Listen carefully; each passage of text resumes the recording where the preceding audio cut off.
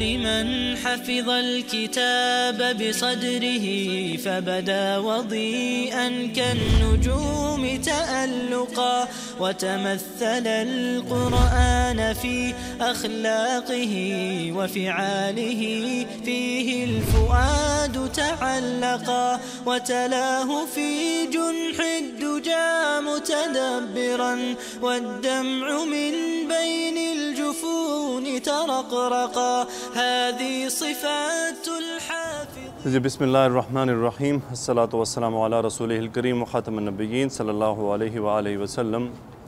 الحمدللہ آج ہم سورہ ہمزہ اور سورہ عصر کریں گے۔ اعوذ باللہ من الشیطان الرجیم، بسم اللہ الرحمن الرحیم۔ ویل لکل ہمزۃ لمزہ الذی جمع مالا وعددا یحسب ان مالہ اخلدا کلا لینبذن فی الحطمہ وما ادراک ما الحطمہ نار اللہ الموقدہ التي تطلع على الأفئدة إنها عليهم مؤصدة في عمد ممددة۔ بسم الله الرحمن الرحيم۔ والعصر إن الإنسان لفي خسر إلا الذين آمنوا وعملوا الصالحات وتواصوا بالحق وتواصوا بالصبر۔ انشاءاللہ ہم دیکھتے ہیں اس میں آج ہم نے کیا پڑھنا ہے۔ ان دونوں صورتوں میں میسج اپنی جگہ، صادر قرآن کی ہر لفظ میں ہمارے لیے کوئی نہ کوئی پیغام، کچھ نہ کچھ اندر چیزیں ہیں جو ہمیں سیکھنی سمجھنی ہیں۔ لیکن جو موضوع ہم عربی کے گرامر کا شروع کیا اس کے حساب سے دیکھتے ہیں اس میں کیا ہے۔ سب سے پہلے سورہ ہمزہ، پہلی آیت ویل لکل ہمزۃ، ملا کے کیا پڑھتے ہیں ہم؟ لمزہ، تن لمزہ پڑھتے ہیں۔ یہ وہ تجوید کے قواعد ہیں۔ ویل کیا ہوتا ہے جی؟ ہم پہلے اس کا تذکرہ کر چکے ہیں۔ ویل، ہاں جی، ویل نہیں، ویل کے دو میننگ ہے۔ ایک یہ ہے کہ یہ جو جہنم کی ایک وادی کا نام ہے ویل، یا ہے عذاب کی طرف ہے، برائی ہو، تباہی ہو، بہت بڑا عذاب ہو، خرابی ہو اس بندے کی۔ لیکن پہلا میننگ کیا ہے؟ یہ ایک جہنم کی وادی کا نام ہے۔ تو اسی طرح جب قرآن کے ڈیفرنٹ تراجم دیکھیں گے نا تو کوئی کہیں گے کہ جی یہ جہنم کی وادی ہے، کوئی کہیں گے جی عذاب ہے، تو ڈیفرنٹ آپ کو میننگ ملیں گے۔ دیکھو قرآن میں اس لیے لوگ کہتے ہیں جی مولویوں کا آپس میں اختلاف ہے۔ مولویوں کا اختلاف نہیں، مولوی مجبور ہیں۔ مولوی اپنی مرضی سے تھوڑی ترجمے کر سکتے ہیں۔ انہوں نے قرآن کے قریب تر جانا ہوتا ہے کہ وہ کس میننگ میں۔ قرآن کو سمجھنا اتنا آسان بھی نہیں ہے جتنا ہم اسی لیے ہیلپ لے رہے ہیں کہ جو آلریڈی ترجمے ہو چکے ہیں۔ ہم اپنی مرضی سے کوئی نیا نہیں کرنے والے، اور قرآن کی آیت کی تفسیر کے بارے میں خاموش رہنا چاہیے۔ کیوں؟ اس کی ایک ریزن ہے۔ مثال کے طور پہ وسیم بھائی نے ایک بات کی عربی میں یا انگلش میں یا پنجابی میں، اب میں اس کی ایکسپلینیشن کرنا چاہ رہا ہوں۔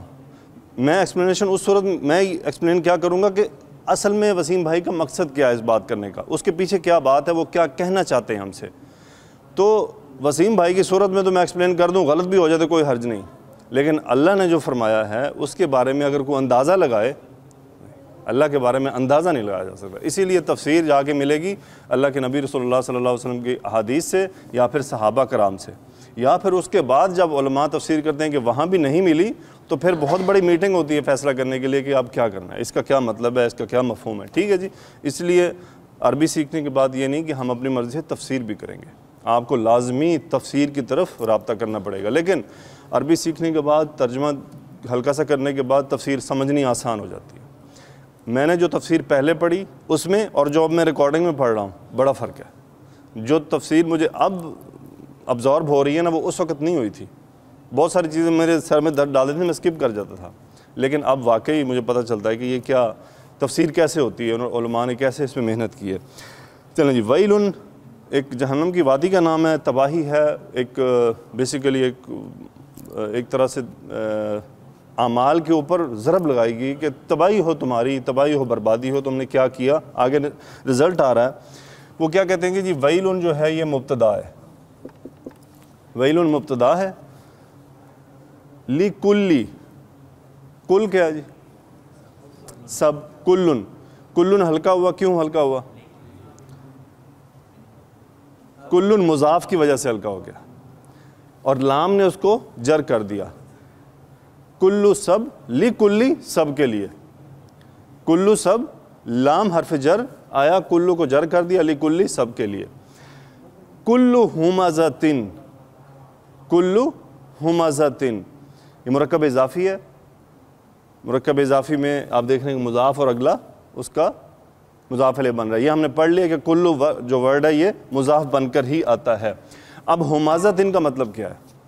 ہمازتن ایک ایسا انسان ہوتا ہے جو، یہ دونوں لفظ معنی میں قریب قریب ہیں، کبھی وہ بھی استعمال ہو جاتا ہے کبھی وہ بھی، لیکن اپنا اپنا ان کا میننگ ہے. ہمازتن کے بارے میں لکھا گیا ہے کہ جی اس کا مطلب ہوتا ہے تانا دینے والا. تانا بھی کس قسم کا؟ منہ کے اوپر تانا دینے والا. یعنی ایک ہوتا ہے آدمی تانا کسی کنایہ میں دیتا ہے یا کہیں دیتا ہے یار فلان، ایک ہوتا ہے یعنی یہ بد اخلاقی کی انتہا ہے کہ ایک آدمی کے سامنے اس کے منہ پہ اس کو تانا دیا جائے، اس کی برائی کا، اس کی یعنی اس کو برے القابات سے پکارا جائے. تو ایسے کو کیا کہتے ہیں؟ ہمازتن. اب اس ہمازتن سے لفظ نکلتے ہیں. اس کے بارے میں دیکھیں اس میں مادہ کون کون سا ہے؟ ہاں میم زا، ہاں میم زا، ہاں میم زا مادہ ہے، اور باب یہ ضاد اور نون دونوں پہ اس کا فعل بنتا ہے. ضاد پہ کیا بنے گا؟ ہامزہ یحمزو، اور نون پہ بنے گا ہامزہ یحمزو. اس کا ہامزہ مطلب تانا زن، ہامزہ اس نے تانا دیا، یحمزو وہ تانا دیتا ہے. پھر لمازہ اس کا مطلب ہے غیبت کرنے والا، غیبت کرنے والا. اس میں جو مادہ ہے وہ ہے لام میم زا، لام میم زا، یہ باب ضربہ پہ آتا ہے. لامزا یلمزو، لامزا یلمزو.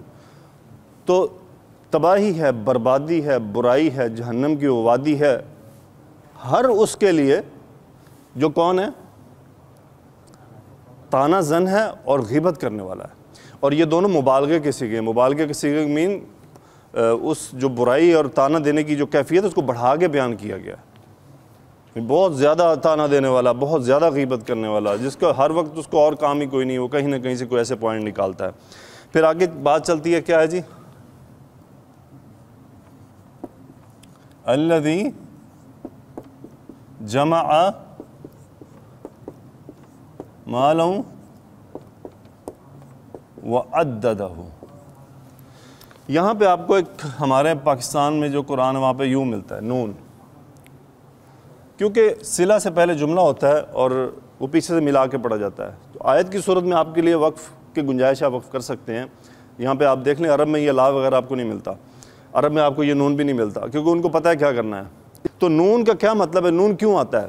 پیچھے نکرہ ہے تنوین والا، آگے ملانا ہے. تو لمازتن اب کیسے ملائیں گے؟ تو پھر ایک نون، لمازتن الذی، لمازتن الذی.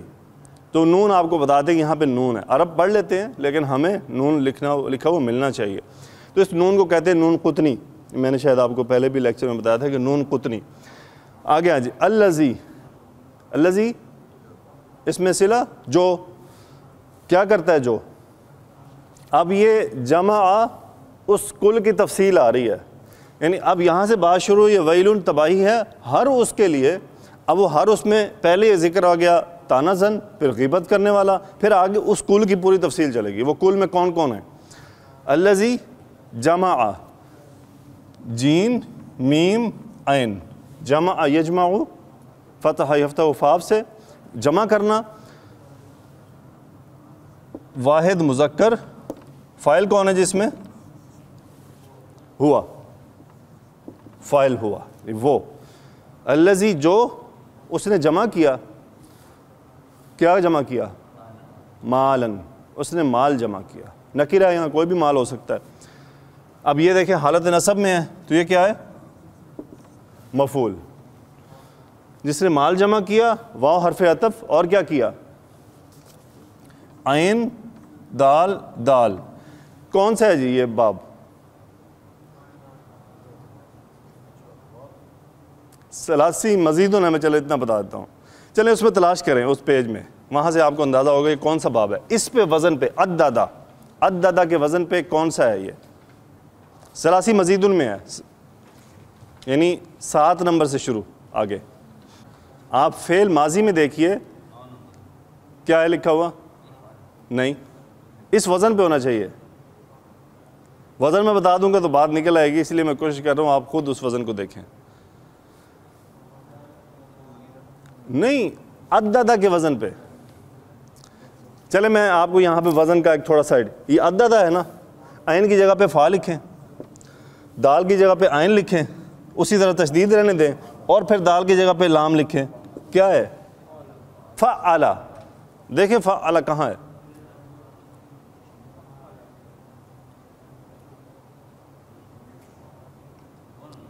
ہاں جی 2 نمبر. کیا ہے؟ باب کا نام کیا ہے؟ تفعیل. تفعیل باب میں فعل ماضی فعل یفعل مل گیا. فعل یعنی باب تفعیل، اس میں ماضی فعل اور مضارع یفعل. اچھا، اس چیپٹر میں ایک چیز ہوتی ہے، کسی چیز کی شدت کو بیان کیا جاتا ہے، کسی چیز کی شدت کو. مثال کے طور پہ کسرا اس نے توڑا، کسرا اس نے توڑا، اور جب اس باب میں آئے گا کسرا، اس کا مطلب ہوگا سمیشڈ، یعنی اس میں تو لکڑی توڑ دی، لیکن کسرا میں کیا کیا؟ اس نے سمیش کر دیا. قتل اس نے قتل کیا، اور قتل میسکر یعنی تباہی پھیر دی اس آدمی نے. قتل و غارت، قتل و غارت یعنی اس کی شدت میں اضافہ. سیم ورڈ ہوں گے، ثلاثی میں کچھ ہوں گے، جب وہ مزید ان میں اس باب میں آئیں گے تو اس میں شدت پیدا ہو جائے گی. یعنی غاضب غصے ہوا، اور غضب یعنی وہ غصے سے پاگل ہو گیا. یہ ابواب کی خصوصیت ہے، اور انشاءاللہ سلولی آپ یہ سب پک کر جائیں گے، کیونکہ ابھی تو ہم نے قرآن شروع کیا ہے. لیکن یہ ہے کہ پرانی چیزوں کو انٹیکٹ رکھنا وہ آپ کی ذمہ داری ہے. میں تو بار بار ریپیٹ روزانہ یعنی ہر نئے لیکچر میں ہر چیز ریپیٹ کروں گا انشاءاللہ. تو الذی جس نے جمع کیا کیا؟ جمع کیا. کیا جمع کیا؟ مال، واو حرف عطف، اور پھر کیا کیا؟ اس کا مطلب ہوتا ہے گننا. اور گننا بھی کس طرح؟ ہاں جی، گن کے حساب رکھنا اس کا، کہ آج میرے مال میں 100 روپے کا اضافہ ہو گیا. سونے سے پہلے انہیں لازمی گننا، آج میں نے پورا دن کتنی کمائی کی. جیسے ہم سال کے اینڈ پہ اپنا محاسبہ کرتے ہیں، کتنے پلاٹ لے لیے، کتنے بینک بیلنس میں کتنا مال پڑا ہوا ہے. یہ آیت ہمارے لیے بھی ہے، کہ کسی خاص آدمی کے لیے نہیں، یہ پورے مسلمانوں کے لیے ہے کہ وہ کیا کرتے ہیں، بس اسی کام میں پڑے رہتے ہیں. ہم میں سے کتنے ہیں جو سال کے اینڈ پہ یہ گنتے ہیں کہ کتنا قرآن ختم کیا، کتنی نمازیں مس ہوئیں، کتنے نوافل سنتیں مس ہوئیں، کتنے ذکر کے ٹائم مس کیے. یقین کریں یہ ہے اصل حساب ایک مسلمان کا. صحابہ کا یہ حساب ہوتا تھا کہ ان کو اس بات کی کہ آج ہمارا قرآن کتنا رہ گیا، کتنے سے پارے ہو گئے. لیکن ہم at the end of year, میں بھی شامل ہوں، ایسا نہیں کہ میں اپنے آپ کو اس میں سے ایگزمپٹ کر رہا ہوں. تو یہ ہمارے لیے میسج ہے ان آیات میں. عددہ یہ ہو کدھر ہو رہا ہے جی؟ اب فعل ماضی، اس میں فاعل کون ہے؟ ہوا. اب ہو میں نے آپ کو بتایا کہ فعل کے ساتھ ضمیر اٹیچ ہو تو کیا ہوتا ہے؟ مفعول ہوتا ہے. فعل کے ساتھ ضمیر اٹیچ مفعول ہے. اب یہ ہو کون ہے کہ وہ اسے کیا کرتا ہے؟ گنتا ہے. اور گننے کی فکر میں لگا رہتا ہے. اسے بس یہی فکر ہوتی ہے کہ بس میرا مال کتنا ہو گیا، کتنا جمع بن گیا، کتنی کمی ہوئی، کتنی زیادتی ہوئی. آج شیخ صاحب نے جمعہ خطبے میں جو امپورٹنٹ 3 پوائنٹ تھا ہماری کلاس کے حوالے سے، یعنی میں انشاءاللہ اس میں سے یہ کلپ نکال کے اپنے دوستوں سے بھی شیئر کروں گا. اللہ کے لیے ٹائم نکالنا پڑتا ہے. ساری انہوں نے قرآن کی آیت وہاں پہ بیان کی کہ اللہ نے کیا کر لیا؟ ہماری جانوں کو خرید لیا. کس کے عوض؟ جنت کے عوض. خرید لیا سے مراد کیا ہے؟ کہ ہمارا وقت جو ہے وہ خریدا ہوا ہے. ہم ڈیوٹی پہ تھوڑا اوپر نیچے کریں نا تو ہمارے کئی بڑے لیبرل ساتھی ہیں، وہ جی تمہارا یہ تو 12 گھنٹے تو کمپنی نے خریدے ہوئے ہیں، اور تمہیں 24 گھنٹے اللہ کے خریدے ہوئے نظر نہیں آتے. وہاں تو یہ باتیں ہمیں نہیں سناتے کہ تم دنیا کے وقت ضائع کر رہے ہو، تمہارا وقت تو اللہ نے خریدا ہوا ہے. وَمَا خَلَقْتُ الْجِنَّ وَالْإِنسَ إِلَّا لِيَعْبُدُونِ، نہیں پیدا کیا انسانوں جن کو سوائے اس کے کہ عبادت کریں. اب وہ عبادت کی کیا کیفیت ہے؟ مجھے اکثر ساتھی کہتے ہیں جی وقت نہیں ہے. کیا کہتے ہیں جی؟ وقت نہیں ہے. اچھا، میں ذاتی طور پہ مجھے نہیں اس بات کی مجھے ابھی تک سمجھ نہیں آتی وقت نہیں. میں کہتا ہوں میرے پاس اتنا وقت ہے کہ میں کہتا ہوں اس کو کیسے یوز کروں، اور میرے دوست کہتے ہیں وقت نہیں ہے. وہ وقت پتہ کیا ہے؟ وہ وقت میں سے برکت نکل گئی ہے. وقت بہت ہے، یہاں بہت وقت ہے. پاکستان میں آپ گننا شروع کریں، آپ کو سبزی بھی خود لے کے آنی ہے. کوئی دوست آ گیا، اس کے کسی مسئلے کا حل کرنا ہے، ارد گرد رشتہ دار ہوتے ہیں، وہ اپنے اپنے مسائل آپ سے شیئر کرتے ہیں, کسی کی ہیلپ کے لیے جا رہے ہیں, کبھی کوئی مسئلہ آ رہا ہے, کبھی پانی نہیں ہے, کبھی بجلی کا مسئلہ ہے, کبھی گھر کا کوئی چیز, وہاں پہ کوئی نہ کوئی چیز مس ہی رہتی ہے گھر کی, تو اس میں انسان مصروف رہتا ہے. واقعی وہاں مصروفیات, رشتہ دار ہیں, بندہ ملنے جاتا ہے, کوئی بیمار ہے, کوئی صحت میں ہے, کسی کا ایکسیڈنٹ ہو گیا, کسی کو کوئی ایشو ہو گیا, تو وہاں پہ واقعی مصروفیات سمجھ آتی ہیں. یہاں 4 بندوں کی فیملی ہے, اس میں بھی اتنا مصروف ہے کہ 12 گھنٹے میں وہ کہتا ہے میرے پاس ٹائم ہی نہیں ہے. نہیں, یہ ٹائم نہیں ہے, یہ لیم ایکسکیوز ہے اور کچھ بھی نہیں ہے. کہتے جی بچے نہیں لیتے, بھائی صحابہ کے بھی بچے تھے, کیا صحابہ بغیر بچوں کے چلتے پھرتے تھے؟ اور ان کے بچوں کی اور بیویوں کی تعداد آپ کے وہم و گمان سے بھی زیادہ تھی. ایک صحابی ایک وقت میں 4 بیویاں بھی رکھتا تھا, اور بچوں کی تعداد آپ صحابہ کی کتابیں نکال کے دیکھ لیں. تو پھر اس کا کیا مطلب؟ وہ ان کے پاس تو سر کھج جانے کا بھی ٹائم نہ ہونا چاہیے کہ 8 بچے سنبھال کے انہوں نے دین بھی پھیلا دیا. یہ ہم نے خود کو جان بوجھ کے پھنسایا ہوا, کوئی مسئلہ نہیں ہے. بچوں کو ماں کے حوالے کرو, بھی سنبھالو, یہ تمہارا کام ہے.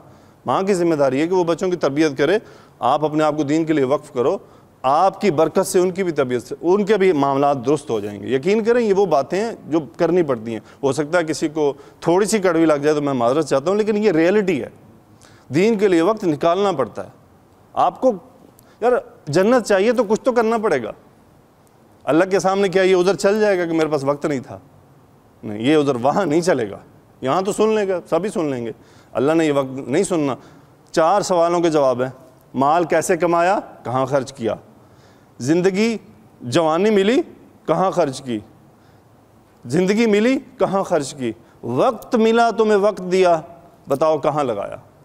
اور ابن آدم کے پاؤں اس وقت تک اکھڑ نہیں سکتے جب تک ان 4 باتوں کا جواب نہ دے لے. جواب دینے سے مطلب یہ نہیں کہ یس اور نو, جواب دینے سے مطلب ہے کہ ثابت کرے کہ اس نے اللہ کے لیے کیا کیا, پروف کرے کہ مال حلال تھا اور خرچ کہاں کیا, حلال پہ. وقت دیا تھا, تمہیں فرصت ملی, کہاں لگائی؟ تو بھائیو یہ آپ کے اور میرے لیے میسج ہے. اس میسج کو دوستوں تک, بھائیوں تک کنوے کیا کریں کہ اس کا مطلب یہ نہیں کہ ہر وقت نفل ہی پڑھتے رہیں. عبادت سے مراد یہ ہے کہ ہماری زندگی کا ہر عمل جو ہے وہ اللہ کے حکم کا پابند ہو جائے. میرا اٹھنا بیٹھنا, مفتی تقی عثمانی صاحب پیاری بات فرماتے ہیں, سمپل, انہوں نے پورے کو بند کر دیا ایک بات میں. کپڑے میں نے پہننے, جوتی میں نے پہننی, واش روم میں نے جانا, کھانا میں نے کھانا, یہ تمام کام میں نے کرنے ہیں. مارکیٹ میں بھی جانا, گاڑی میں بیٹھنا, اترنا, چڑھنا, سب کام یہ کرنے ہیں. صرف نیت سوئچ کر لیں کہ میرے نبی نے کھانا کیسے کھایا, میرے نبی سوتے کیسے تھے, میرے نبی واش روم کیسے جاتے تھے, میرے نبی گھر سے کیسے نکلتے تھے, گھر میں داخل کیسے ہوتے تھے, سفر میں کیا کہتے تھے. یقین کریں سارے اعمال آٹومیٹک عبادت میں کنورٹ ہو جائیں گے, کچھ نہیں کرنا پڑے گا. جو ریکویسٹ میری ہے وہ یہ ہے کہ یہ تھوڑا سا وقت اللہ نے ہمیں یہ, اگر ہم انہوں نے کہا کہ جی پچھلے سال کا محاسبہ کریں, اگر ہم اپنے پچھلے سال کا محاسبہ کریں نا جو گزر گیا, تو اللہ کا ایک احسان ہے ہم پہ کہ اللہ نے ہم سے یہ کام شروع کروا دیا. اللہ کا بڑا فضل و کرم ہے کہ جو پچھلا سال ہے یہ یوں سمجھے کہ ہمارا بہت اچھا گزرا, لیکن یہ کہ کوئی بھی کمپلیٹ نہیں ہے. یعنی یہ کوشش ہم نے شروع کی, ہم اللہ سے دعا کرتے ہیں کہ اس کو ہمیں مکمل کرنے کی توفیق عطا فرمائے, اور آئندہ سال میں یہ کام اور بڑھ جائے, ہمارا قرآن سے رابطہ اور بڑھ جائے. آپ لوگوں کا یہ جزاکم اللہ خیرہ کہ آپ آتے ہیں, آپ نے اپنا وقت نکالا ہوا ہے. آپ کا یہ وقت اللہ کے ہاں بہت بڑا قیمتی وقت ہے, اور بہت بہت بڑے جزا آپ کے گھر کی جو فیملی ہے یا جو آپ کے پاکستانوں میں بیٹھے ہوئے ہیں ان کا بھی ذمہ اللہ اپنے اوپر لے لیتا ہے, کہ چونکہ آپ نے وقت اللہ کے لیے نکالا ہے. یہ آگے کیا ہے, جمع مالا وعددا. اگلی بات اس کے ساتھ جڑی ہوئی ہے, یہ جو 4-5 صورتیں ہیں نا, یہ ایک ہی موضوع کی, اس کے اندر نکالیں تو یہ مال کی اللہ تعالیٰ نے اس میں ہمیں باتیں کی ہیں. یہ سورہ ہمزہ, اس کے بعد جائیں گے سورہ تکاثر, پھر سورہ تکاثر کے بعد سورہ عادیات. اس میں مال کو اللہ نے فوکس کیا کہ تم لوگ مال کی بڑی کرتے ہو, دینے والا بھی وہ ہے, چھین لینے والا بھی وہ ہے. یحسبو, ہاں جی یحسبو فعل ماضی کے مضارع, ہا سین با, وزن ہے سامع یسمعو پہ, سین. حاسب یحسبو, اس کے بعد اس میں فاعل کون ہے؟ ہوا. یحسبو, حاسب یحسبو, ہوا فاعل ہے. اس کا مطلب ہوتا ہے گمان کرنا, خیال کرنا. تو وہ خیال کرتا ہے, کون خیال کرتا ہے؟ جو مال جمع کر رہا ہے, اس نے خیال ڈیولپ کیا ہوا اس کے نتیجے میں. یہ انا کیا ہے جی؟ حرف تاکید. بے شک انا اور انا سیم ہوتا ہے, فرق یہ ہے کہ انا جملے میں آگے آتا ہے اور انا شروع میں آتا ہے. انا آئے گا تو وہ شروع میں, اور اگر آگے جائے گا تو یہ انا بن جائے گا. میننگ پرپس سیم ہے. ان مالہ، بے شک مالہ. اب اس میں مفعول کیا ہے؟ یہ مفعول پورا ہے. انا کیا کرتا ہے کہ جب مفعول پہ داخل ہوتا ہے تو وہ اس کو اپنے کنٹرول میں لے لیتا ہے اور وہ پورا جملہ مفعول بن جاتا ہے. یہاں پہ اب آپ کہہ سکتے ہیں جی ہمیں نصب نہیں نظر آ رہا. اصل میں وہ نصب وغیرہ کا جو اثر ہے وہ انا نے اپنے کنٹرول میں لے لیا ہے. تو یہاں پہ یہ کہا جاتا ہے کہ یہ پورا جملہ محل کے طور پہ نصب ہے. یعنی یہ آپ کے ذہن میں ہونا چاہیے کہ یہ نصب ہے، چاہے علامت آپ کو نظر نہیں آ رہی. اس کا مال کیا کرے گا؟ وہ گمان کرتا ہے ان مالہ. آگے کیا ہوا؟ خا لام دال اخلادہ. اچھا اس کا پھر باب نکالنے کی کوشش کریں. باب کا بھی میں نے آپ کو طریقہ بتایا کیا کرنا ہے. الف کی جگہ پہ کیا لگائیں گے؟ الف، کیونکہ مادے الفاظ کیا ہیں؟ خا لام دال. خا لام دال کے اوپر فا عین لام کا استعمال کریں. فا عین لام. کیا کون سا باب بنا؟ افعلہ. یہ ہے باب نکالنے کا طریقہ کہ حروف اصل مادے کے حروف کیا ہیں؟ خا لام اور دال. اسی کو فا عین لام اسی حساب سے وہی حرکات لگا دیں، جزم لگا دیں، دو زبر لگائی، کیا بن گیا؟ افعلہ. اب افعلہ کا میں نے آپ کو کل بتایا تھا کہ اس باب میں کیا ہوتا ہے. غاضبہ وہ غصے ہوا، اغضبہ اس نے غصہ دلایا، خالدہ وہ ہمیشہ رہا، اخلادہ اس نے ہمیشہ رکھا. تو یہاں کیا ہے؟ اخلادہ. اس میں فاعل کون ہے جی؟ ہوا. فاعل کون ہے؟ ہوا. لیکن وہ ہوا کون ہے؟ یہ آپ کو پچھلی آیت میں ڈھونڈنا ہے. کون ہے جی؟ مال. ماشاءاللہ یہ مال ہے جس کے بارے میں اس نے گمان کر لیا ہے کہ وہ مال اس کے پاس ہمیشہ رہے گا. یہ ہو کدھر ریٹرن ہو رہا ہے؟ حاسبہ کی طرف. یحسب وہ گمان کرتا ہے ان مالہ اخلدہ کہ وہ مال اس کے پاس ہمیشہ رہے گا. یعنی وہ مال جو اس نے کما لیا ہے وہ ضائع نہیں ہونے والا. یہ اس نے گمان قائم کر لیا ہے اور یہ گمان بڑا خطرناک ہے. اللہ تعالیٰ مال دینے والے بھی ہیں اور چھین لینے والے بھی ہیں. جھٹکا لگتا ہے سب کچھ چھین لیتے ہیں. اب یہ آپ کے لیے پہچاننا تھوڑا مشکل ہو گیا. کلا. کلا لفظ کے بارے میں ایک سن لیں. کلا ایک ڈانٹ ہے. کلا ایک ڈانٹ ہے، لہجہ ہے. ہرگز نہیں، نیور، ہرگز نہیں. کلا جس بھی صورت میں جس آیت میں ملے تو اس کے بارے میں ایک مفتی تقی عثمانی صاحب نے اپنی کتاب میں لکھا ہے علوم القرآن میں کہ کلا ایسا ورڈ ہے جس بھی آیت میں آیا ہے وہ آیت مکی ہے. وہ سورہ، وہ آیت جو ہے وہ کیا ہے؟ مکی ہے. یہ ایک انہوں نے اس کے اندر سے ایک قاعدہ نکالا ہے کہ کلا قرآن پاک میں جہاں پہ بھی ہے وہ آیت یا صورت وہ مکی ہے. کلا ہرگز نہیں. آئیں جی یہ ایک نیا آ گیا. نون تشدید کیا ہے؟ کون کوئی آئیڈیا دے گا؟ بھول گئے؟ No problem. یہ فعل مضارع کو تاکید دینا. نون ثقیلہ، فعل مضارع کو تاکید دینا. اضرب میں مارتا ہوں یا ماروں گا. اضربنا میں ضرور ماروں گا. میں ضرور بالضرور. اور یہ کون سا زور ہے؟ بڑا ڈبل ٹرپل زور ہے، فائنل زور ہے کہ بھئی میں تمہیں لازمی ماروں گا، تم نہیں بچ سکتے. نابازا اس میں مادہ ہے اصل میں نون با اور زا. نابازا اس کا مطلب ہوتا ہے پھینکنا. اس کا مطلب ہوتا ہے پھینکنا. یہ مجہول کے وزن پہ ہے. کس کے جی؟ مجہول. فاعلہ، فعالہ کا مجہول کیا ہے؟ فعلہ. اور مضارع کا کیا ہوتا ہے جی؟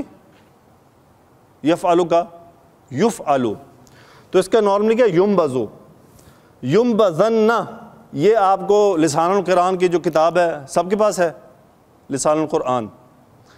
اس میں آپ ایک کام کیجئے گا جسٹ ریپیٹیشن کے لیے، اس میں آپ جائیں گے فعل مضارع کو تاکید کیسے دی جاتی ہے پوری گردان وہاں دیکھ لیجئے گا. میں کوشش کروں گا کہ ویڈیو لیکچر میں اسی پوائنٹ پہ وہ گردان کی پکچر لگا دوں ساتھ کہ فعل مضارع کی جو گردان ہے جب اس کو نون ثقیلہ کے ذریعے یعنی اس کے اندر تاکید پیدا کی جاتی ہے تو وہ سیکھے کیسے بنتے ہیں، کیونکہ وہ پورا ریپیٹ کریں گے تو 15-20 منٹ اسی میں چلے جائیں گے. ینبذن. اب لام بھی تاکید ہے، ڈبل تاکید لگا کے لا ینبذن.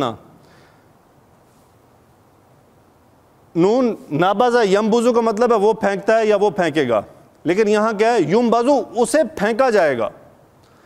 کلا ہرگز نہیں، لیمبذن اسے ضرور بے ضرور ڈالا جائے گا، پھینکا جائے گا، کہاں؟ فی الحطمہ۔ حطمہ کیا ہے جی؟ یہ ایک تو قیامت کے ناموں میں سے ہے، جہنم کے نام میں سے ہے حطمۃن، لیکن اس کا میننگ ہے یہ کرشر ہوتا ہے نا، جو بال اور وہ آپ کرشر میکینیکل والے اچھی طرح جانتے ہیں، کرشر دو اس کے اندر چیزوں کو ڈالے کرش کر دیتے ہیں، تو عام لغت میں اس کا یہ مطلب ہے کہ کوئی بھی چیز جو کرش کرنے والی ہوتی ہے اس کو کیا کہتے ہیں؟ حطمہ۔ بہت زیادہ کھانے والے کو عربی میں کیا کہتے ہیں؟ حطمہ، کیونکہ وہ جو کچھ کھاتا ہے وہ ہڑپ کر جاتا ہے، اس کو کیا کہتے ہیں؟ حطمہ۔ یہ عربی میں بھی استعمال ہوتا ہے۔ ویسے ہمارے پاکستانی ایک آدمی کو کیا کہتے ہیں جی، اس کے اندر کرشر لگا ہوا ہے، بہت زیادہ کھانے والا کیا کہ کرشر لگا ہوا ہے۔ عربی میں بھی بات وہی سیم ملی کہ انہوں نے بھی یہی ورڈ یوز کیا، اس کے مطلب اس کے اندر کرشر لگا ہوا ہے۔ جو ہر چیز کا مطلب ہے کہ جو کچھ ڈالو پتہ نہیں کدھر گئی، ختم، فنا ہو گئی۔ 10 روٹیاں کھا گیا، ہمارے تو 10 کے بعد شاید پیٹ اتنا پھول جائے اس کو پتہ ہی نہیں چلا، اتنی اس کے اندر ایڈجسٹمنٹ ہے، تو کیا ہو گیا؟ سب کرش ہو گیا۔ تو اسی لیے جہنم کی طرف یہ ایک اس کا اشارہ دیا گیا کہ جہنم کیا کرتی ہے؟ جو کچھ حل من مزید، کیا کہے گی؟ حل من مزید، یعنی اتنی کہ وہ بھوکی۔ وما ادراکا، واو حرف عطف، ہاں جی کر دیا ہوں اندر سے۔ ما کا مطلب کیا ہے جی؟ کیا۔ وما اور کیا، ادراکا، کاف کیا ہے؟ مفعول، تم، یو۔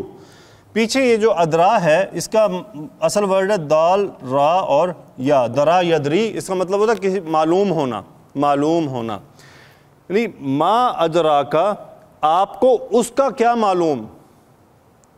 ایک غائبانہ بات کی کہ ہوا، آپ کو اس کا کیا معلوم، یعنی آپ کو اس کی علم، اس کا خبر کیسے ہو؟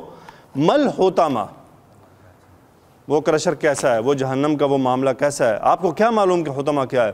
اب یہاں سے کیا اللہ سبحانہ و تعالیٰ نے اس حطمہ کی بارے میں ہمیں ڈرا دیا کہ تمہیں تو پتہ ہی نہیں ہے وہ کیا ہے، تمہیں تو اندازہ ہی نہیں ہے۔ انشاءاللہ اس کی آگے جب ہم سورہ تکاثر میں جائیں گے نا، وہاں مزید تفصیل اس کا ایک لہجہ آئے گا کیا ہے۔ آگے کیا ہے جی؟ نار اللہ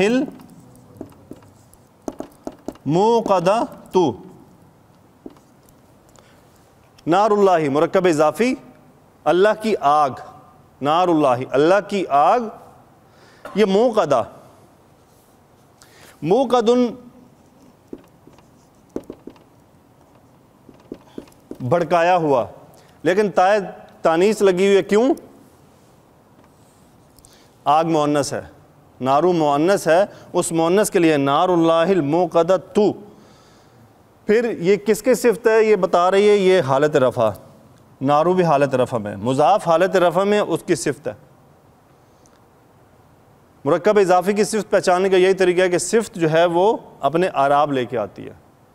اگر اللہ کی کوئی صفت ہوتی یہاں پہ تو وہ حالت جر میں ہوتی۔ صحیح ہے جی؟ اس میں تو کوئی ایسی آسان سا، یہ ہم نے جب وہ کورس کیا تھا تو اس میں بھی اس آیت کو ہم نے دیکھا تھا۔ آگے کیا ہے جی؟ کچھ سمجھ آ رہی ہے؟ شاید بھائی بڑے چھٹیوں کے بعد آئے ہیں نا، مجھے لگتا ہے تھوڑے ان کو نا، لیکن ہو جائے گی جیسے لے میں آئیں گے انشاءاللہ۔ موقدہ بھڑکائی ہوئی، بھڑکائی ہوئی کو کیا کہیں گے جی انگلش میں؟ الافئدتی، التی مؤنث آ رہا ہے، اس کا مطلب یہ کدھر جا رہی ہے بات؟ نار کی طرف، آگ کی طرف، مؤنث آ گئی۔ التی جو، تو لام عین، طلع یطلع، کیا ہونا جی؟ مطلع ہونا، تو مؤنث چونکہ التی مؤنث آگ کی طرف واپس جا رہا ہے۔ تطلع، کیا مطلب ہوا اس کا؟ پہنچنا، وہ پہنچے گی، کہاں پہنچے گی؟ علی الافئدتی، یہ فؤاد کی جمع ہے۔ فؤاد کس کو کہتے ہیں جی؟ دل کو۔ فؤاد کسے کہتے ہیں؟ دل، اور افئدہ دل کی جمع، دلوں تک، جو پہنچے گی دلوں تک۔ کیا مطلب ہے جی آگ دلوں تک کیسے پہنچے گی؟ کوئی آئیڈیا کسی کو پہلے پڑھا ہو؟ اس کا مطلب یہ ہے، میں کل معرف القرآن کی تفسیر میں اس کا میننگ دیکھ رہا تھا، انہوں نے لکھا اس کا مطلب یہ ہے کہ دنیا میں جب انسان جلتا ہے تو وہ جلنے کی صورت میں آگ دل تک نہیں پہنچتی کہ وہ مر جاتا ہے، تو وہ اس کے دل تک پہنچنے کو محسوس نہیں کر سکتا۔ یہاں بتانے کا یہ مقصد ہے انسان کو کہ اس دن جب وہ جہنم میں جلے گا تو وہ اس طرح سے جلے گا کہ اس کا دل تک بھی جلے گا، وہ آگ اس کے دل کو بھی جلائے گی، اس کی بھی تکلیف وہ محسوس کرے گا۔ یعنی یہ وہ تکلیف کو محسوس کرنے کا ایک انداز بتایا جا رہا ہے کہ دنیا میں جب تمہیں آگ جلاتی ہے تو تم پہلے ہی مر جاتے ہو اس کا درد محسوس کرنے سے پہلے کہ تمہارا اندرونی معاملہ جلے، یعنی وہ 3rd ڈگری برن، اوپر سے سکن نکلی اور بس ختم، اندر تک تو معاملہ نہیں جلتا، نہ دل جلتا ہے، نہ جگر جلتا ہے، نہ اندر کی چیزیں ویسی رہتی ہیں۔ یہاں یہ بتایا جا رہا ہے کہ یہ تو آگ ایسی ہوگی جو اندر تک دل تک کو جلا دے گی، تو تم اس کی تکلیف محسوس کرو گے۔ الیاذ باللہ، اللہ تعالیٰ ہمیں جہنم کی گرم ہواؤں سے بھی بچائے۔ جہنم کہنا آسان ہے، زبان سے نکالنا انسان سوچ بھی نہیں سکتا۔ سوچنا ایک مسلمان کو تو اسی جہنم کا تذکرہ کیوں ہے؟ تاکہ ہم تھوڑا ڈر کے خوف سے کیا کریں، اپنے آپ کی اصلاح کریں، اپنی اصلاح کریں اور معاملات کو درست کریں۔ آگے کیا ہے جی؟ موصدۃ۔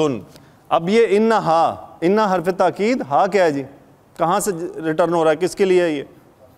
سٹل یہ آگ کی بات ہے۔ انہا بے شک، علیہم موصدۃ، یہ موصدہ کا مطلب ہوتا ہے بند کیا ہونا۔ وہ آگ کیا ہوگی؟ ان پر بند کی ہوگی، یعنی چاروں طرف سے آگ نے ان کو گھیرا ہوگا۔ ایسا نہیں کہ آگ کا کوئی پورشن ہے جو ان کو ٹچ کرے گا، وہ آگ کے اندر گھرے ہوئے ہوں گے، آگ ان کے اوپر پوری طرح سے کور کی ہوگی۔ موصدۃ، اس کے بارے میں وہ لکھتے ہیں جی وسد۔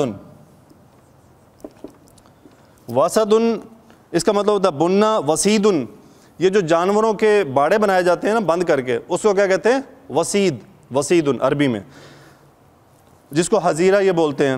پھر اس سے وہ لفظ بھی نکلتا ہے کہ کوئی آپ نے دروازہ بند کیا، اچھی طرح تالا لگایا اور چابی گم کر دی، اس صورتحال کو بھی یہی کہتے ہیں۔ اس کا ہوتا ہے ایسادن۔ اسی سے ایسادن سے مراد کیا ہے؟ یعنی آپ نے کوئی ایسی سچویشن کرنی تھی کہ دروازہ بند کر کے تالا لگایا اور چابی گم کر دی، اور تالا بھی، دروازہ بھی ایسے بند کیا کہ کوئی اسے کھول نہ پائے، تو یہ وہ کیفیت ہے کہ وہ آگ میں ایسے بند کیے جائیں گے کہ جو ہمیشہ کے لیے بند ہو جائیں گے، بس وہ جلتے رہیں گے، کچھ ان کو وہاں سے نکالنے والا نہیں، کوئی سننے والا نہیں۔ قرآن کے اندر ایسی آیات ہیں واقعی جو پڑھ کے انسان کی روح کانپ جاتی ہے کہ وہ فرشتوں کو پکاریں گے، یا مالکو، ایک مالک فرشتے کا نام ہے جو وہاں پہ دروغہ ہوگا، کہ بھئی ہماری کو جان چھڑواؤ، ہم پہ کو رحم کرو۔ وہ جواب دے گا تم پہ رحم کرنے والے نے رحم نہیں کیا، جس سے بڑا کو رحم کرنے والے، تو میں تم پہ کیا رحم کروں؟ اب مزے چکھو جو تم نے کیا ہے، اب تمہاری کوئی سننے والا نہیں ہے۔ ابھی ہماری سننے والا ہے، ابھی ہماری سنی جائے گی، جیسے جو مرضی کر لیں سنی جائے گی، دنیا کا بڑے سے بڑا گناہ بھی کر دیں تو سنی جائے گی، لیکن وہاں پہ پھر کچھ نہیں چلنے والا۔ انشاءاللہ ایسی آیات آنے والی ہیں۔ دیکھیں ہم نے ابھی تک صرف قرات کی ہے، اللہ کرے کہ ہمیں اب یہ چیزیں افیکٹ کریں۔ فی عمد ممددہ، کیا ہے جی؟ فی عمد،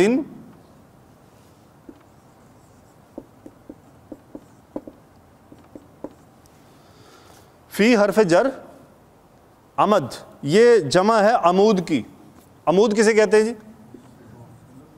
ہاں جی، پلر کو، عمودن پلر، اور اس کی جمع کیا ہے؟ عمدن۔ فی عمدن ممددۃ، یہ اس کی لمبائی کے اوپر ہے۔ واحد مؤنث کا صیغہ ہے، کیوں؟ جمع غیر عاقل، موصوف، اور یہ اس کی صفت، لمبے ستونوں والی۔ اب یہاں پہ دو رائے اختیار کی گئی ہیں کہ شاید وہاں کچھ ستون ہوں گے جس کے ساتھ باندھا جائے گا، اور دوسری رائے علماء نے یہ بھی لی ہے کہ اس آگ کے شعلے اس طرح کے ہوں گے، لمبے لمبے شعلے۔ فی عمد ممددۃ، یہ آگ کی جو ہے انہوں نے لکھا جی یہ آگ کے شعلوں کی کیفیت کے لیے ہے۔ الحمدللہ یہ تو ہوگی سورۃ الہمزہ۔ کیوں جی؟ کچھ باتیں ہمارے لیے ہیں اس کے اندر، وہ آپ نے دیکھ لی کہ ایک تو کہ انسان کو تانا دینے سے بچنا چاہیے، دوسری غیبت، یہ بڑے بڑے گناہ ہیں، اللہ نے شروع ان سے کیا ہے۔ پھر مال جمع کرنا، اور جمع بھی اس طرح سے کرنا، مال جمع کرنے میں حرج نہیں ہے، لیکن اس کو جمع اس طرح کرنا کہ اس کو کیلکولیٹ کرتے رہنا، اس کی بڑھوتری کی فکر رہنا، پھر اس مال کے یعنی اس مال سے کیا یہ گمان کر لینا کہ کئی یہ جو دوست کہتے ہیں نا جی یار بڑھاپے لے، یہ وہ غلط بات ہے، یہ وہ غلط پوائنٹ ہے جو غلط کانسیپٹ پیدا ہو گیا، یعنی وہی بات آ گئی نا مالہ اخلدہ، کہ اس نے یہ گمان کر لی کہ جو میں یہاں کما رہا ہوں، جو میں پلاٹ پاکستان میں لے رہا ہوں، جو میں بینک بیلنس بنا رہا ہوں، وہ کیا کرے گا میرے بڑھاپے میں کام آئے گا۔ یہ وہ غلط کانسیپٹ ہے۔ جس نے کام آنا ہے اس کی فکر نہیں ہے، اس کو راضی نہیں کرنا، اس کو وہی مال پہ بھروسہ کر لیا نا، یہی تو یقین کا بگاڑ ہے سارا۔ پھر برکت کیسے آئے؟ بھروسہ صرف اللہ کی ذات پہ ہے، مال شال نہیں بچا سکتا۔ مجھے مال ضروری نہیں، مال ضروری نہیں ہے، اللہ کا ساتھ ہونا ضروری ہے۔ مال ضروری ہوتا تو اللہ کے نبی صلی اللہ علیہ وسلم دنیا کے امیر ترین انسان ہوتے اگر مال کا مسئلہ ہوتا، لیکن ایسا نہیں تھا۔ آپ علیہ الصلوۃ والسلام دنیا کے غریب مال کے حساب سے، لیکن آپ دو جہانوں کے سردار تھے۔ تو رسول اللہ صلی اللہ علیہ وسلم کا معاملہ مختلف ہے، لیکن اس میں ایک مولانا طارق جمیل صاحب نے بڑی پیاری بات کی۔ پوائنٹ کی بات یہ تھی کہ اللہ تعالیٰ نے اپنے نبی کے ذریعے رسول اللہ صلی اللہ علیہ وسلم کو بھی اس بات کی خبر تھی کہ میری امت میں بہت غریب لوگ بھی آنے والے ہیں، تو اگر کسی کو کوئی پریشانی ہو کہ میں بہت غریب ہوں تو وہ آج بھی اپنے نبی کی زندگی دیکھ لے تو اسے صبر آ جائے گا۔ کیا کوئی ایسا غریب دنیا میں اس وقت بھی موجود ہے جو کہے 3 مہینے سے گھر میں چولہا نہیں جلا، 3 دن سے کھانا نہیں کھایا؟ کوئی ایسا غریب آپ کو نہیں ملے گا جو یہ کہے کہ میں نے 3 دن سے کھانا نہیں کھایا، اور یہ صرف آپ کو رسول اللہ صلی اللہ علیہ وسلم کی ذات مبارکہ ملتی ہیں جو کہتی ہیں میں نے 3 دن سے کھانا نہیں کھایا۔ فاطمہ رضی اللہ تعالیٰ کے پاس تشریف لے جاتے ہیں، وہ بھی ان کو بھی بھوک لگی، کھانا نہیں کھایا، تو آپ فاطمہ رضی اللہ تعالیٰ نے ذکر کیا تو رسول اللہ صلی اللہ علیہ وسلم نے کیا جواب دیا؟ آپ نے کپڑے اٹھا کے دکھا دیے، تمہارے باپ نے بھی 3 دن سے کھانا نہیں کھایا۔ ایسی ہستی کے تو ہم اس کو ماننے والے ہیں، اس سے محبت کرنے والے ہیں۔ اب دیکھ لیں اگر ہم اپنی زندگی اٹھائیں تو اللہ نے کیا کچھ نہیں دے دیا، فریج بھرے پڑے ہیں، 10 دن کا کھانا پڑا ہوا ہے۔ احساس تو کرو، ان باتوں کا ہمیں احساس کرنا چاہیے۔ اللہ کی قسم آج ہم اپنے گھروں کو دیکھیں، جا کے کچن دیکھ لیں، فریج کھول کے دیکھ لیں، اللہ تعالیٰ نے بھرے ہوئے ہیں، 10 دن کے کھانے پڑے ہیں، پکے ہوئے بھی نان کوکڈ بھی، لیکن پھر وہ جذبات نہیں ہیں ہمارے۔ یقین کریں اللہ کا بڑا احسان ہے۔ میں کیوں بار بار واقعی ہم اس طرح شکر نہیں ادا کر رہے، خیر ہم کر بھی نہیں سکتے، لیکن ایٹ لیسٹ کچھ نظر تو آنا چاہیے، پتہ تو چلے کہ یار ہاں اس بندے کو اس نعمت کا احساس ہے، تو اللہ کرے ہمیں اس کا احساس ہو جائے۔ سورۃ العصر پہلی آیت، قسم کھا لی اللہ نے، کیا ہے جی؟ والعصر، کیا مطلب ہے جی؟ واو قسمیہ کیسے پتہ چلا؟ عصر جر میں چلا گیا، اس نے کنفرم کر دیا کہ واو قسمیہ ہے، قسم ہے زمانے کی۔ اب اس کے بارے میں مختلف الفاظ ہیں، کوئی کہتے ہیں جی عصر کی نماز کی قسم ہے، کوئی زمانے کی قسم ہے، تو 7-8 اقوال ملتے ہیں۔ میں جیسے ہی یہ کلاس اینڈ ہوگی تو میں آپ کو وہ کتابچہ جو ہے شیئر کر دوں گا جس کے اندر یہ 2 صورتوں کی تفصیل ہوگی، وہاں پہ آپ والعصر کے بارے میں اقوال دیکھ لیجئے گا۔ تو کوشش کیجئے کہ یہ جو میں آپ سے کلاس کے بعد نوٹس شیئر کرتا ہوں نا، اس کو لازمی اس سے ضرور گو تھرو ہوں، آپ کو یہ چیزیں پکی ہو جائیں گی، یہ غلطی کی جو انشاءاللہ جو ہے مزید تصحیح ہو جائیں گی۔ ہاں جی، کسی نے سنا کتا بچہ؟ سنا؟ ہاں جی سنا ہے؟ نیوز میں آیا ہے، ہمارے پاکستان کے ایک ٹی وی چینل میں خبریں پڑھنے والا پڑھ رہا تھا، وہ بار بار کیا پڑھتا رہا؟ کتا بچہ۔ یعنی یہ ہماری اردو کی تعلیم ہے، انسان ویسے ہی اندازہ کر لیتا ہے یار میں غلط پڑھ رہا ہوں، لیکن اس کو پڑھتے ہیں کتا بچہ، کتا بچہ۔ بہرحال وہ انشاءاللہ میں کتابچہ آپ سے شیئر کروں۔ ہاں جی کتابچہ، اچھا یہ کتابچہ کسے کہتے ہیں؟ چھوٹی بک۔ ابھی آپ نے عربی میں یہ چیزیں نہیں پڑھی، میں نے پڑھائی ہیں آپ کو؟ نہیں، قریش بھی اسی میں سے ہے۔ میں نے کل یہ ٹاپک چھیڑنا تھا لیکن میں نے نہیں چھیڑا، میں نے کہا نہیں اس کو میں تھوڑا نکالوں گا۔ جس طرح بچہ ہوتا ہے نا، اس بچے کو چھوٹا بچہ ظاہر کرنا، نوٹ بک کو چھوٹی نوٹ بک بتانا، بندے کو بندی بتانا، بندہ بڑا اور چھوٹا بندہ، تو اس کو کیسے کنورٹ کیا جاتا ہے؟ عربی میں بھی پورا پروسیجر ہے، اس کا ایک خاص وزن ہے، بتانے کو میں بھی بتا سکتا ہوں لیکن ہم اس کی پوری پریکٹس کریں گے۔ 4-5 قلم، بڑا قلم اور پھر چھوٹی قلم، گھڑی، بڑی گھڑی اور چھوٹی گھڑی، وہ کیسے بنتے ہیں یہ الفاظ انشاءاللہ وہ ہم بنائیں گے۔ والعصر، زمانے کی قسم، چونکہ یہ آیت ہم کر چکے ہیں کلاس میں اس لیے انا حرف تاکید، الانسانہ اسم و انا نصب ہو گیا یقیناً۔ اب یہاں پہ ہم مینے کیا کرتے ہیں؟ تمام انسان۔ وہ تمام انسان کا ترجمہ کرنے کے لیے ایک سٹڈی ہے، وہ سٹڈی یہ ہے کہ الف لام جو ہے اس کی 3 قسمیں ہیں، وہ پھر ایک الگ ایک موضوع ہے انشاءاللہ، وہ بھی کسی دن ہم بیچ میں کہیں اٹیچ کر دیں گے کہ الف لام کون سا الف لام ہے، اس کے کیا میننگ ہے، اس کو ہم کیوں میننگ لے رہے ہیں کہ سارے انسان، انشاءاللہ اس کو دیکھیں گے۔ ان الانسان، تمام انسان، لام کون سا ہے جی؟ یہ تاکید والا، زور والا، کیونکہ فی حرف جر ہے، اس کے اوپر لام جر کی تو کوئی ضرورت ہی نہیں ہے، ڈبل جر کیسے ہوگا؟ تو اس کا مطلب کیا ہے؟ یہ لام تاکید والا ہے، یعنی وہ فی میں ہونا، خسارے میں ہونے کو کنفرم کر رہا ہے، خسارے کو کنفرم نہیں کر رہا، اس کے اندر ہونے کو کنفرم کر رہا ہے۔ لازمی بات ہے، بے شک یقیناً تمام انسان ایک بہت بڑے خسارے میں ہے۔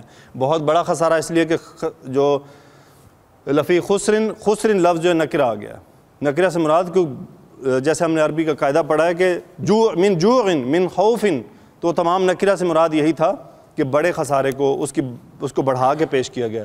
آگے کیا ہے جی؟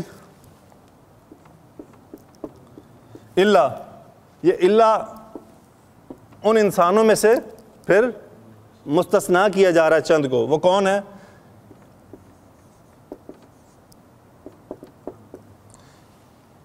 یہ ایسے ہے یا ڈبل نام ہے؟ ڈبل ہے۔ الا الذین، سوائے ان لوگوں کے، آمنو، فعل ماضی، ہم فاعل، یہ اسی میں سے مادہ اس کا حمزہ میم نون، اور یہ باب ہے افعال۔ آمن یؤمنو، کل غلطی ہو مجھ سے، آمنہم، وہ آمنہم افعال باب نہیں ہے، وہ ہے تفاعل، فاعل یفاعل ہے، وہ آمن یؤمنو، امن میں آنا، سلامتی میں آنا، اور یہ ہے ایمان لانا، آمن یؤمنو باب افعال میں۔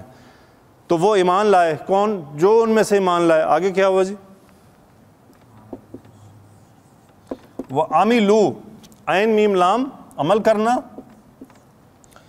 ہم، انہوں نے کیا، فاعل، یہ کون ہے پھر؟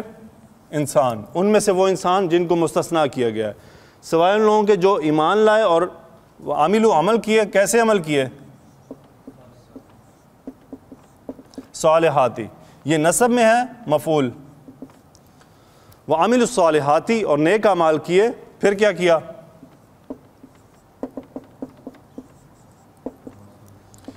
واو صاد یا،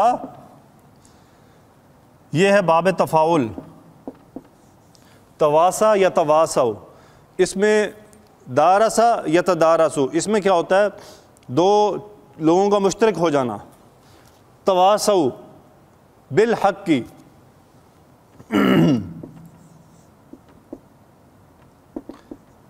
آپس میں کیا کرتے ہیں؟ حق کی تلقین کرتے ہیں۔ وصا، وصیت کرنا، اور یہ آگے جب دوسرے باب میں چلا گیا تو یہ وصیت سے تلقین میں کنورٹ ہو گیا کہ ایک دوسرے کو وصیت کرتے بھی کر سکتے ہیں آپ، ایک دوسرے کو تلقین کرتے ہیں، ایک دوسرے کو سمجھاتے ہیں، کس بات کی؟ حق بات کی۔ وتواصوا بالحق کی، یہ متعلق فعل ہو گیا، یہ ہم انہی کے فاعل اس کے اندر آ گیا، بالحق کی متعلق فعل با حرف جر کی وجہ سے۔ اور کیا آگے جی؟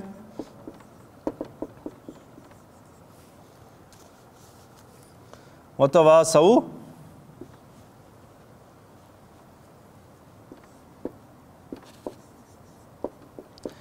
بالصبر، کیا کرتے ہیں جی؟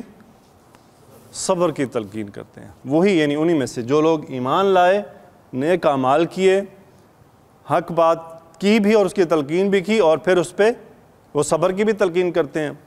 نتیجہ کیا ہے کہ جب انسان حق بات کرتا ہے تو آگے سے اپوزیشن کا سامنا کرنا پڑتا ہے، اس اپوزیشن کے اوپر پھر کیا کرنا؟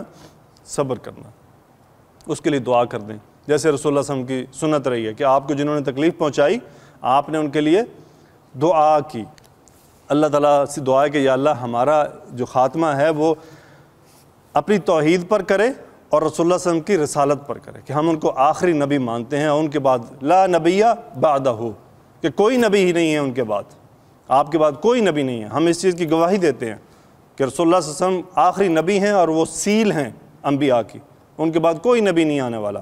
اللہ تعالیٰ سے دعا ہے کہ اللہ ان لوگوں کو ہدایت دے جو ان کی فیور کرتے ہیں۔ چلیں جی، اعوذ باللہ من الشیطان الرجیم، بسم اللہ الرحمن الرحیم۔ الم تر کیف فعل ربک باصحاب الفیل الم یجعل کیدہم فی تضلیل وارسل علیہم طیرا ابابیل ترمیہم بحجارۃ من سجیل فجعلہم کعصف مأکول۔ کیا آپ کو معلوم نہیں کہ آپ کے رب نے ہاتھی والوں کے ساتھ کیا معاملہ کیا؟ کیا ان کی تدبیر کو سر تا پا غلط نہیں کر دیا اور ان پر غول کے غول پرندے بھیجے جو ان لوگوں پر کنکر کی پتھریاں پھینکتے تھے، سو اللہ تعالیٰ نے ان کو کھائے ہوئے بھوسے کی طرح کر دیا۔ وجہ تسمیہ، اس سورہ کا نام سورہ فیل ہے۔ فیل عربی میں ہاتھی کو کہتے ہیں۔ یہ سورہ مکی ہے۔ اصحاب فیل کا واقعہ، اس سورہ میں ایک خاص واقعہ اصحاب فیل کا بیان فرمایا گیا جو حضرت صلی اللہ علیہ وسلم کی ولادت شریفہ سے 50 یا 55 روز قبل سرزمین عرب میں پیش آیا، جو کتب سیرت اور تاریخ عرب میں مشہور و معروف ہے۔ یہ واقعہ اصحاب فیل جن میں خصوصیات کا حامل تھا، ان کے پیش نظر عرب کے لیے عموماً اور اہل حجاز کے لیے خصوصاً نہایت عجیب اور حیرت انگیز تھا۔ اس لیے اہل عرب کبھی اس واقعے کو فراموش نہیں کر سکتے تھے، اس لیے انہوں نے اس کا نام ہی عام الفیل کر دیا، یعنی اس سال کو انہوں نے اس کے ساتھ اٹیچ کر دیا کہ وہ بہت بڑا ان کی نظر میں ایک واقعہ پیش آیا تھا۔ جیسے صحابہ کے نزدیک ہجرت کا جو واقعہ تھا وہ ایک بہت بڑا واقعہ تھا، تو اس لیے صحابہ نے اس سے ہجری سال کی ابتدا کی۔ نہ انہوں نے نبوی سے کی، نہ انہوں نے مکی زندگی سے کی، نہ انہوں نے فتح مکہ سے کی، نہ انہوں نے غزوہ بدر سے کی، بلکہ انہوں نے ہجرت کا جو واقعہ ہے اس کو لیا کہ یہ ایک اسلام میں بہت بڑا چینج تھا۔ یہ وہ پوائنٹ تھا جہاں سے اسلام نے ایک ٹوٹلی نیا رخ لے لیا، تو انہوں نے وہاں سے اس کو پھر کیلکولیٹ کرنا شروع کیا۔ امید ہے آپ کو پتہ ہوگا کہ یہ کام بھی کرنے کا جو سہرا ہے وہ حضرت عمر بن خطاب رضی اللہ تعالیٰ عنہ کے سر جاتا ہے، جن کے سامنے خط لایا گیا، اس میں کچھ شوال کا ڈیٹ تھی اور انہوں نے پھر سوال کیا کون سا شوال، اگلا، پچھلا، آنے والا، تو اس کے بارے میں خاموشی ہوئی۔ تو پھر آپ نے ان کو احساس دلایا کہ ہمیں کوئی ایسی ہمارے پاس تاریخ ہونی چاہیے تاکہ ہمیں پتہ چلے کہ یہ گزشتہ ہے یا آنے والا۔ تو یہ بھی حضرت عمر رضی اللہ عنہ کے سر بہت سارے معاملات ہیں۔ میں ریسنٹلی ان کی تاریخ، ان کی جو تفسیر، ان کی سیرت پڑھ رہا ہوں، قرآن کے بارے میں ایسی چیزیں ہیں جو ہم نے دو چار ہی سنی ہوئی ہیں نا، وہاں تو اس میں بہت کچھ لکھا ہوا ہے کہ ان کے کہنے پر، یعنی ان کی سوچ پر قرآن کس طرح نازل ہوا۔ انشاءاللہ کبھی زندگی رہی تو۔ آگے جی، یہ واقعہ اصحاب الفیل کا ماہ محرم کے اخیر میں پیش آیا تھا، یعنی محرم کے آخری حصے میں آیا تھا، اور آپ کی ولادت شریفہ کب ہوئی؟ ربیع الاول میں۔ محرم، صفر اور پھر ربیع الاول، تو تقریباً 50-55 دن بن جائیں گے۔ یمن میں نقلی کعبہ کی تعمیر، یعنی جو وجہ بنی تھی اس پورے واقعے کی وہ کیا تھی؟ عیسائی بادشاہ حبشہ کی طرف سے یمن میں ایک حاکم ابرہہ نامی بحیثیت گورنر صوبے دار تھا۔ جب اس نے یہ دیکھا کہ تمام عرب کے لوگ حج بیت اللہ کے لیے مکہ جاتے ہیں اور خانہ کعبہ کا طواف کرتے ہیں، تو اس نے یہ چاہا کہ عیسائی مذہب کے نام پر ایک عالی شان عمارت بناؤں جو نہایت مکلف اور مرصع ہوتا کہ عرب کے لوگ سادہ کعبہ کو چھوڑ کر اس مصنوعی پرتکلف عبادت گاہ کا طواف کرنے لگیں۔ چنانچہ یمن کے دارالسلطنت مقام صنعاء، جو آج بھی صنعاء ہے، میں اس نے ایک کنیست یعنی گرجا بنوایا اور اس کا نام قلیس رکھا، اور اس کے در و دیوار کو جواہر سے مرصع اور مزین کیا، اور ارد گرد کے مکانات بہت عمدہ مسافروں کے واسطے تیار کیے، یعنی اس نے پورا اہتمام کیا کہ بڑا چمکتا ہوا، اور پھر اس کے ارد گرد جس طرح بڑے بڑے ہوٹل بنائے تاکہ لوگ اٹریکٹ ہوں اس کی طرف، اور اپنے تمام ملکوں میں حکم کر دیا کہ سب اس گھر کے طواف کے واسطے حاضر ہوا کریں۔ عربوں میں حضرت ابراہیم علیہ السلام اور اسماعیل علیہ السلام کے زمانہ سے خانہ کعبہ کا حج کرنے کا دستور چلا آ رہا تھا، یعنی یہ جو حج بیت اللہ تھا یہ ابراہیم اور اسماعیل علیہ السلام کے دور سے عرب کیا کرتے تھے۔ نقلی تعمیر کی توہین اور ابرہہ کی قسم۔ ابرہہ نے عربوں کو اس عبادت سے روکا اور حکم دیا کہ نئے کنیسہ کا حج کر لیا کریں، جو اہلیان عرب خصوصاً قریش مکہ کو نہایت ناگوار گزرا، اور انہوں نے ایسا کرنے سے انکار کر دیا۔ اس پر ابرہہ سخت غصہ آیا اور اسے اسی اثناء میں عرب قبیلہ بنی کنانہ کا ایک شخص ملک کے یمن میں گیا اور اس نے کنیسہ کی خدمت کی درخواست کی۔ اس کنیسہ کا، چلیں ہم ایک لائن اسکپ کرتے ہیں۔ ایک دن اس نے اس کنیسہ کے اندر رفع حاجت کی، یعنی اس نے وہاں پہ رفع حاجت کر دی، اور اس کو مزید کیا کیا اس نے، وہ اٹھا کے پھر دیواروں پہ مل دیا، یعنی اس نے صحیح اپنا غصہ دکھایا اور وہاں سے بھاگ نکلا۔ جب ابرہہ کو یہ بات معلوم ہوئی تو مکہ کے رہنے والوں نے ایسا کیا تو وہ آگ بگولا ہو گیا، اور اس آگ کو مشتعل کرنے کا ایک اور سبب یہ بھی ہوا کہ اس کنیسہ میں کسی وجہ سے آگ لگ گئی اور وہ جل کر خاک ہو گیا۔ اس سے لوگوں کی نظروں میں اس کی رفعت بالکل جاتی رہی۔ تفتیش کرنے پر معلوم ہوا کہ یہ آگ بھی مکہ کے عربوں نے ہی لگائی تھی۔ تو ابرہہ کے غصہ کی کوئی حد باقی نہ رہی اور اس نے غصہ میں آ کر قسم کھائی کہ خانہ کعبہ کو منہدم اور مسمار کرے گا۔ حضرت عبد المطلب سے مذاکرات۔ اس نے ایک عظیم الشان لشکر تیار کیا اور اس لشکر کے ہمراہ بڑے بڑے ہاتھی بھی تھے۔ سب سے بڑے ہاتھی کا نام کیا تھا جی؟ محمود، جو نہایت قد و قامت والا تھا، جو سب سے آگے چلتا تھا۔ ابرہہ یہ لشکر عظیم لے کر مکہ پر فوج کشی کے لیے خانہ کعبہ کے انہدام کا ارادے سے روانہ ہوا۔ راستے میں جس عرب قبیلہ نے مزاحمت کی اس کو تہ و تیگ کر دیا، یعنی راستے میں جو بھی اس قبیلہ کی کوئی لڑائی میں آیا تو اس نے اسے تباہ کر دیا، یہاں تک کہ مکہ مکرمہ کے قریب جا پہنچا اور ابرہہ کا لشکر وادی محسر میں جو مزدلفہ اور مینا کے درمیان میں واقع ہے، یعنی مزدلفہ اور مینا کے درمیان میں جو واقع ہے وہاں پہ یہ آ کے رکا۔ اس زمانہ میں رسول اللہ صلی اللہ علیہ وسلم کے دادا عبد المطلب قریش مکہ کے سردار تھے اور خانہ کعبہ کے متولی عظیم تھے۔ یہ حال دیکھ کر قریش اور دیگر قبائل عبد المطلب نے جواب دیا کہ ہمارا قطعاً ارادہ نہیں کہ ہم تمہارے بادشاہ سے جنگ کریں اور نہ ہم میں یہ طاقت ہے، یہ اللہ کا گھر ہے، اس کی برگزیدہ نبی حضرت ابراہیم علیہ السلام کی یادگار ہے، پس اگر اللہ اس کی حفاظت کرنا چاہے گا تو وہ کر سکتا ہے، اور اگر اس کی حفاظت مقصود نہیں تو ہم مدافعت کے قابل قطعاً نہیں ہیں۔